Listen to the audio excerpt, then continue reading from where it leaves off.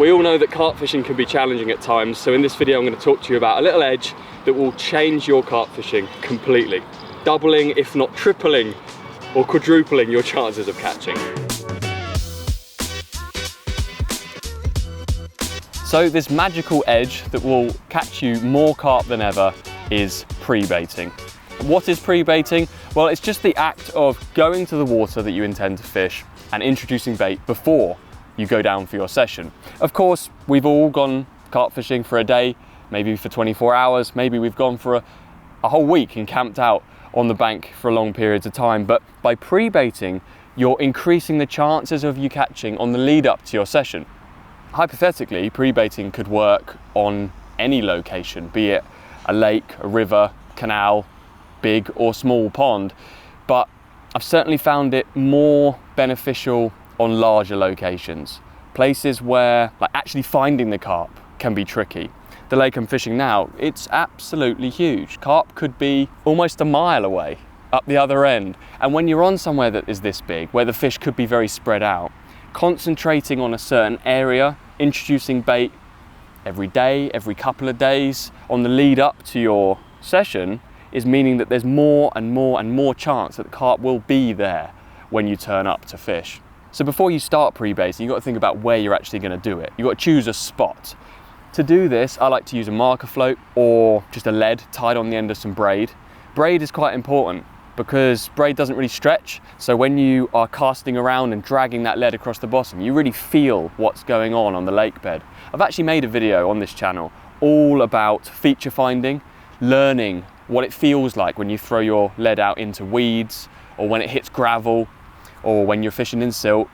So definitely check that out if you're new to carp fishing, you want to learn about finding features. But essentially, once I've found a spot that I'm happy with, maybe it's a little gully of silt in between a load of weed, or maybe I'm on a lake that's silty and I've just found a spot that's a little bit firmer or even gravelly where the fish have cleaned the bottom off, I will then put the line in the clip because I know that that's the distance. I'll remember where I cast to and then use distance sticks to count the number of wraps to get back to that spot in the future.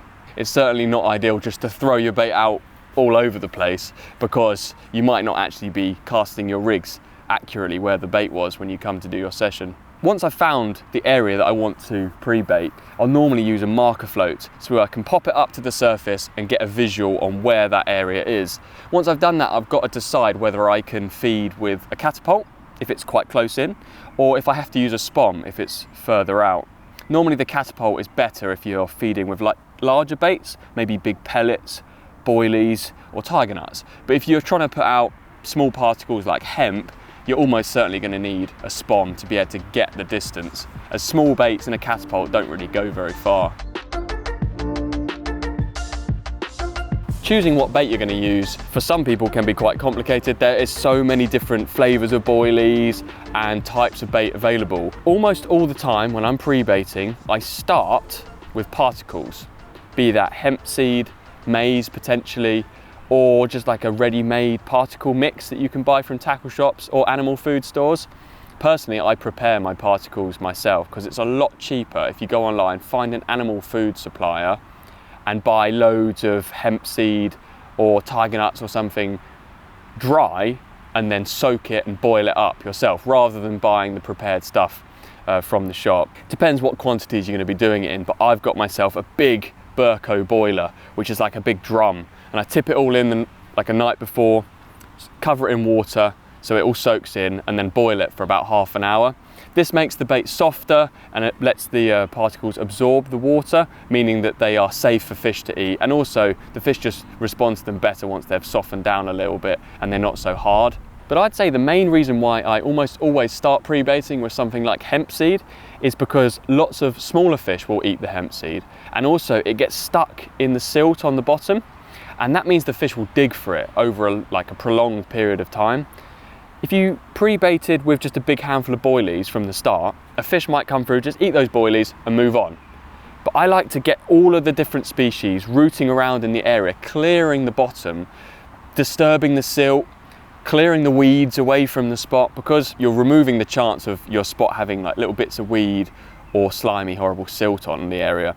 And then when you come to carp fish, you're going to be able to present your baits better without your hooks getting stuck in that low-lying weed or silt. How regularly you bait up is quite important, because there's no point throwing loads and loads of bait in on a spot, waiting a whole month and then going down and fishing it, because they've probably eaten all the bait and then the advantage of pre-baiting has kind of worn off by the time it gets to your session.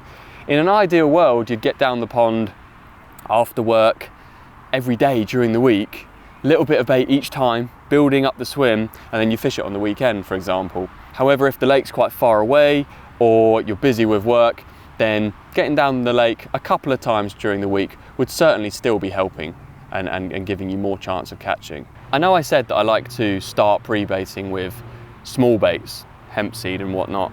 That's great for a while. However, when it comes to actually doing a session, what you might find is that those small baits have drawn in just too many bream, roach, rudd, tench, and they then begin to get in the way of your carp fishing. Now, I love catching a big bream or a chunky tench. However, when you're specifically targeting a big carp, if bream keep picking up your baits, they will be scaring the carp away each time you catch them. So over time, I will start to slow down the amount of small particle baits that I'm putting in and start to switch over to using larger baits, be that tiger nuts or boilies. On lakes with particularly high numbers of bream and tench, I'll actually fish with 20mm boilies on the hook to get through to the carp, and I'll also begin to pre-bait with boilies too. However, if the lake you're fishing doesn't have a smaller fish in it and it's pretty much just carp, then there's absolutely no issue with pre-baiting with smaller baits all the way through. Now, one thing I just thought of is that pre-baiting is great if you're likely to be the only person who fishes that particular spot.